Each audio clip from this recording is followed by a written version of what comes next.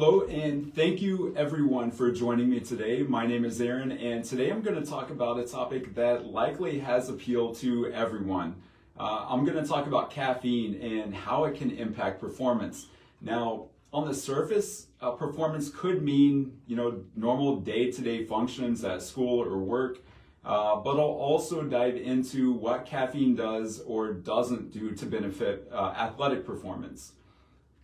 I'll preface this by being transparent and saying that I'm not a registered dietitian, but the information I will be talking about is within my scope as an NSCA certified trainer and with the support of research and information from registered dietitians in the field.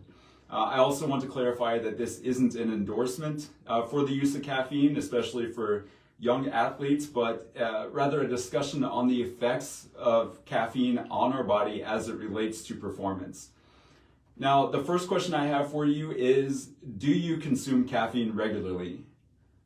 I know for a lot of you out there, there's a running joke that you've probably heard, and it kind of goes, are you even a trainer if you aren't addicted to caffeine? Now, I guess you could say trainers and coaches use caffeine to enhance their performance, mostly probably because of lack of sleep and the crazy schedules that we keep. I'll get into a little bit how that actually works in a moment. I'll be honest, I was never a coffee drinker until maybe 5 years or so ago. For some reason though, I can't do hot coffee. I don't know if everyone else feels the same way. It just doesn't taste good to me. So I tend to lean toward, like a cold brew if I want some sort of caffeine. That could be a completely different conversation and maybe a debate for another day. Which is better, hot coffee or cold brew? Which do you prefer? Leave a note in the comments and let me know. But if you don't drink coffee or some sort of caffeinated drink, you're probably in the minority. According to statistics, coffee consumption in the United States amounted to 23.81 million 60 kilogram bags of coffee per year in the 2013 to 2014 fiscal year. And by the end of the 2018-2019 year, it had shot up to 27.16 million bags. It did go down a little bit in 2020 and the beginning of 2021 to 25.94 million. I didn't look into the reason it decreased, but we know that time frame kind of coincides with the pandemic, and when things were returning to normal, relatively speaking, consumption again increased. By the 2023-24 fiscal year, coffee consumption reached a high of 27.3 million bags. If you're doing the math, that increase was nearly 3.5 million bags of coffee over the span of 10 years. There could be a number of reasons for the increase, but the point is, collectively as a population, we are consuming more caffeine than ever. On average, adults in the United States consume 135 milligrams daily, which is equivalent to about 1.5 cups of coffee. Now, the FDA considers 400 milligrams safe for most healthy adults. Now, there are some caveats to that as far as safe consumption based on body weight, and I'll talk more about that in some of the research studies that I'll reference. Now, a little bit of history. The idea of using caffeine as a stimulant isn't new. The origins, according to some reports, can actually be traced back to the Paleolithic age. The actual preparation of coffee beans started in the 1400s in the Middle East and eventually made its way around the world to Europe around the 1600s and finally America in the 1700s. It wasn't until the 1800s when Coca-Cola was developed in Atlanta, Georgia, and eventually Pepsi, which came on the scene out of New Bern, North Carolina. Anyone living through the 90s knows how intense that battle between those two brands got. A lot of you probably know that when Coca-Cola was first launched, it contained 2 ingredients and only 2 ingredients, and those were cocaine and caffeine. Things have definitely changed over the years. It was intended to be used as a medicine until competitive athletes started using it in the 1900s as a pre-workout. I'm just thinking that must have been a pretty crazy pre-workout. obviously that wouldn't fly these days, but Coca-Cola, realized the opportunity it had to market its product to a more diverse population, and it changed the formula closer to the mix we know today. The earliest published research on caffeine came in the early 1900s in the United Kingdom and continued in the 1940s at Northwestern University as well as Emory University. One study at Emory University focused on caffeine's influence on swimmers, where the athletes consumed 250 milligrams of caffeine, and surprisingly, the results suggested that caffeine had no significant impact on performance.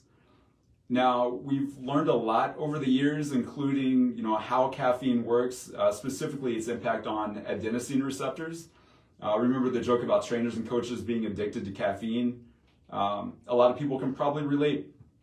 The first thing that some people do in the morning when they wake up is they go get a cup of coffee. Why? Because they think it helps them wake up.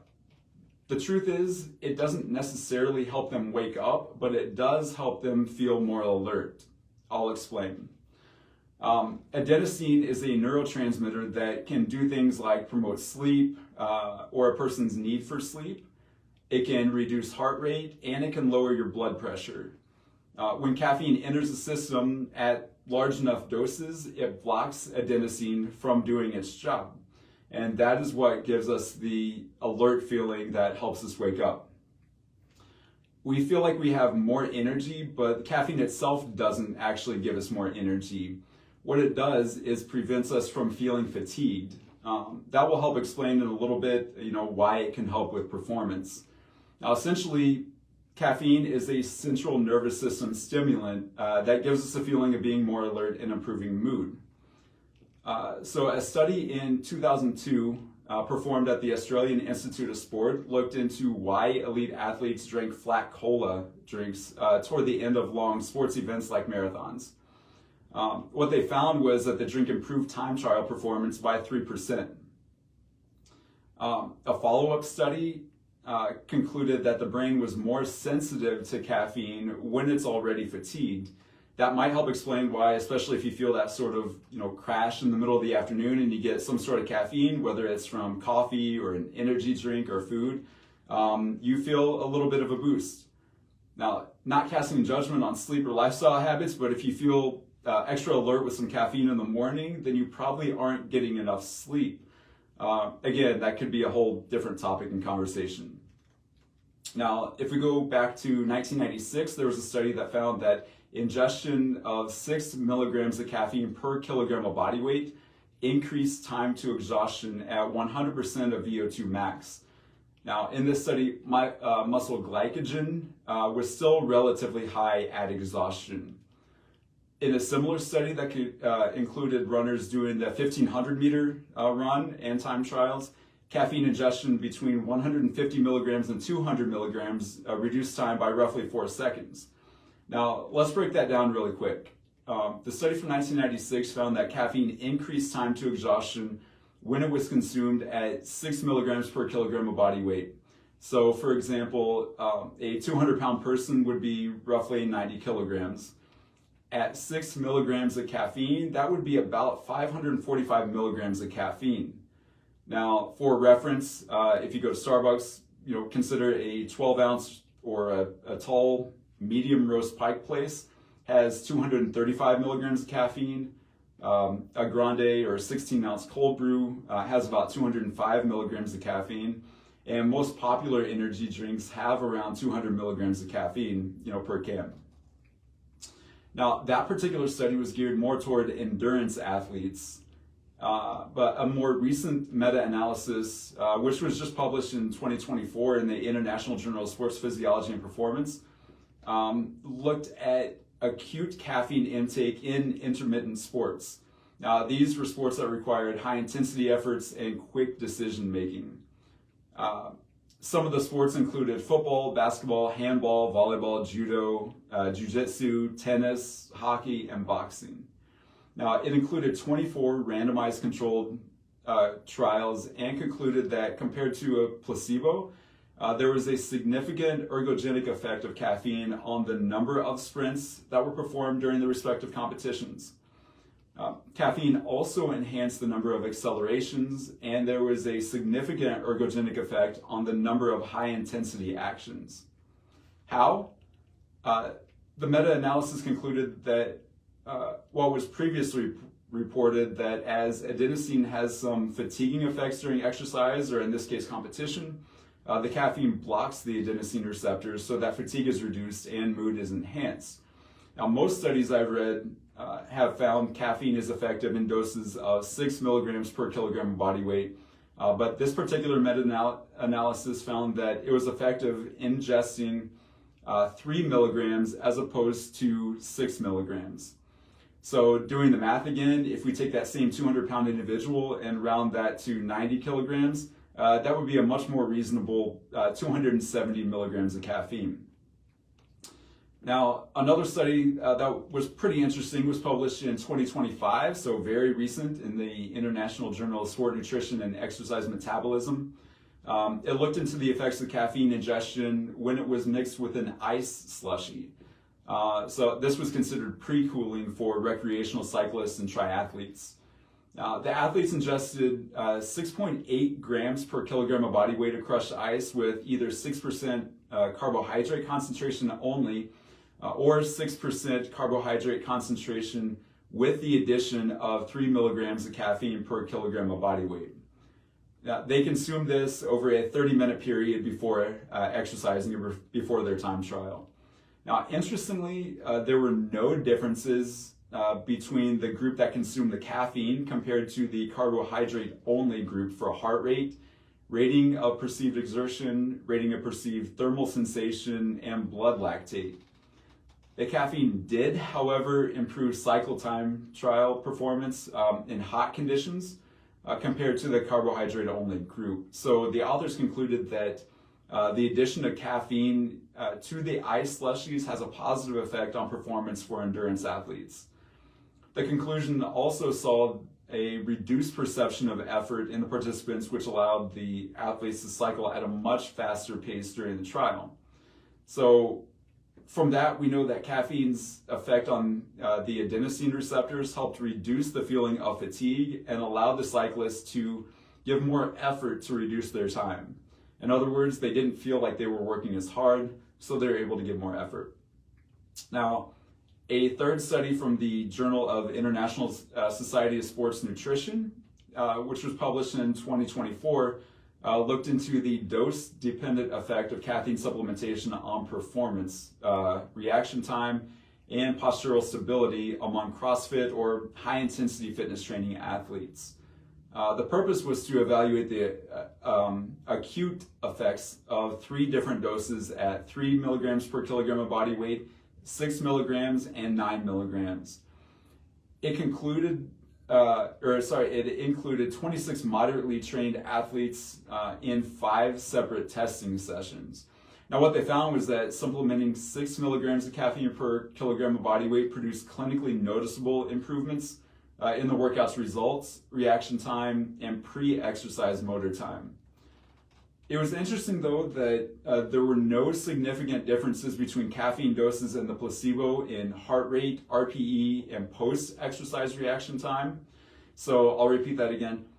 This supplementation of 6 milligrams of caffeine per kilogram of body weight improved reaction time, pre-exercise motor time, and overall workout results, but had no significant difference in heart rate, RPE, or post-exercise reaction time. Now, when we're talking about sport performance, a lot of it is physical, but we also have to look at the cognitive side. Studies have shown, just like the one I mentioned earlier, that caffeine has cognitive benefits as well.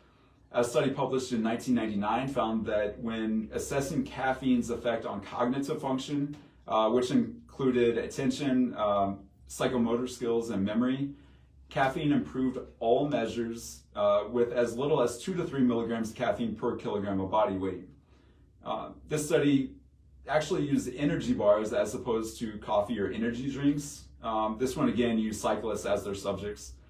The researchers found that time to exhaustion was extended and concentration, response speed, and detection and performance of complex cognitive tasks all improved during and after exercise when the energy bar was consumed. Now, again, I share all this information and note that these studies were performed with healthy adults. Please consult your physician if you feel any negative effects of using caffeine.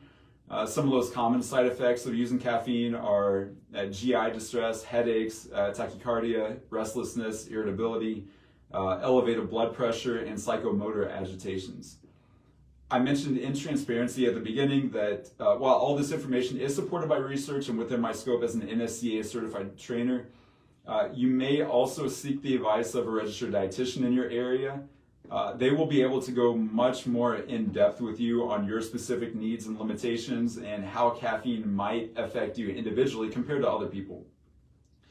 Also, if you are a competitive athlete, please make sure to check the rules and regulations of your sports governing body concerning supplementation and caffeine use, whether that is your state's high school sports association or your collegiate or professional organization. Now, little research has been done on the effects of caffeine in children 12 years old and under. And it's recommended, though, that kids in that age range limit caffeine intake to less than 2.5 milligrams per kilogram of body weight. So again, caffeine is found naturally in some foods and drinks like tea. So even if you're trying to avoid it, you're probably not going to completely avoid it. You are going to get it in some foods. I will say that this isn't the end of the caffeine conversation. New research is always being conducted, and I encourage you to keep up on the latest and most recent findings. You can do that on your own. You can find a lot of that in our Human Kinetics journals at journals.humankinetics.com. And there are numerous other, fueling and nutrition resources that you can look up. Ones that we have in our collection are the NSCA's Guide to Sport and Exercise Nutrition, 2nd edition. I would recommend Sport Nutrition, 4th edition, NSCA's Essentials of Sports Science, and Nutrient Timing. So again, caffeine can positively influence performance, but please, if you choose to use caffeine, do it within the guidelines of your particular sport and the organizing body that you compete under. And of course, do it safely. Limit your caffeine intake when you can and stay healthy. If you have ideas or suggestions on future topics you'd like to learn about, please let us know. Drop a comment or send us a message. We want to continue giving you great research-based information that will help your athletic fitness and wellness journeys. So thank you so much for listening today. I hope you got a little bit out of it, and I look forward to our next conversation.